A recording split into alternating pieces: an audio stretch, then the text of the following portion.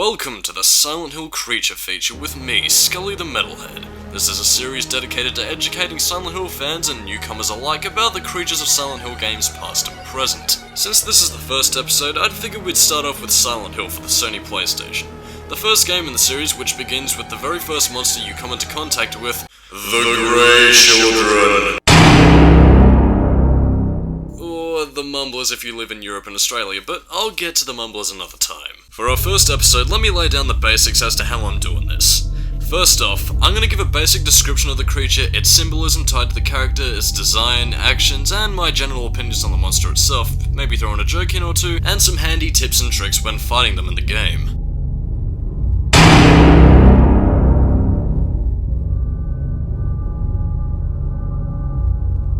The Grey Children's first appearance in Silent Hill is in the iconic alleyway sequence, where Harry runs through a disorienting alleyway in a frantic search for Cheryl. As the environment around him progressively degrades, he then stops at a corpse hung on the wall before being attacked by childlike creatures.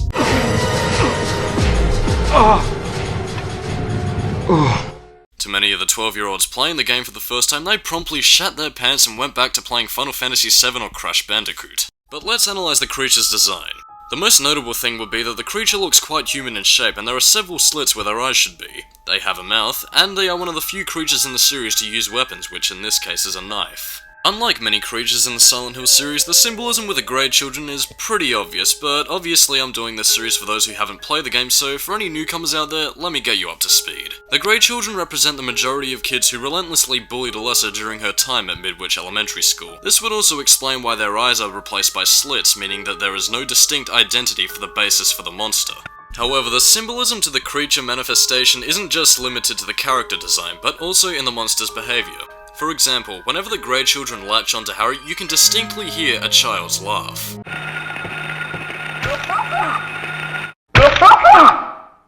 This is there to establish the link between the many children that laughed at her pain, like most bullies often do when they're teasing their victims, and something that I think most of us can relate to at some point in our lives.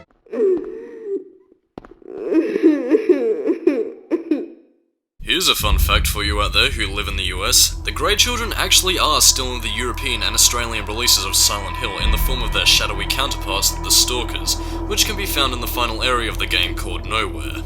And now it's time for some tactics when going up against the Grey Children.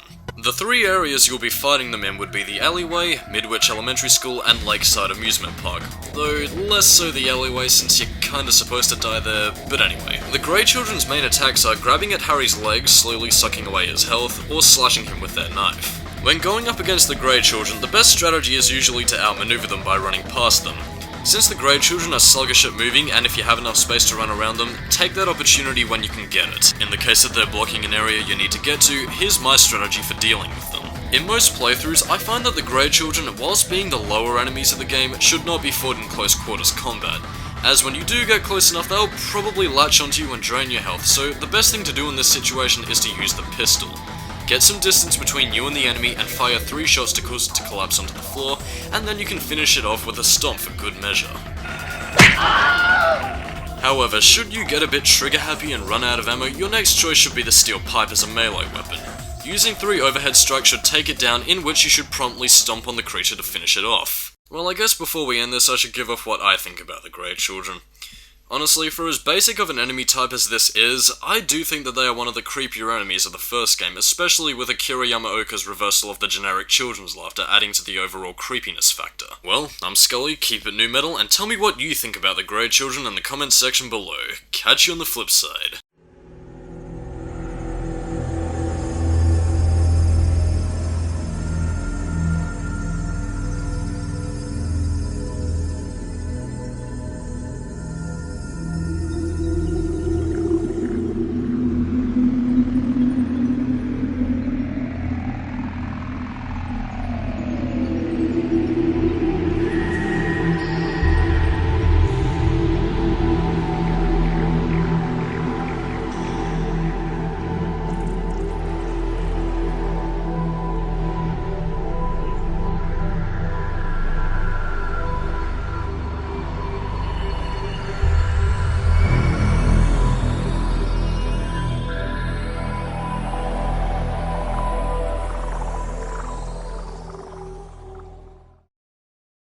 Well, I guess before we end this, I should give off what I think about the Grey Children, and honestly, for as basic as of an anime, as basic for an anime as it is, I think it was a pretty good one.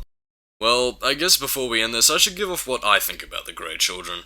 Honestly, for as baked as Honestly, yeah, for as baked as an enemy type as it is, they always smoke weed, which makes them the best creature in Silent Hill. Ugh. I've had so many good lines in this thing, I should keep this one. Sonic Heroes, everybody's gotta have Sonic Heroes. Yeah.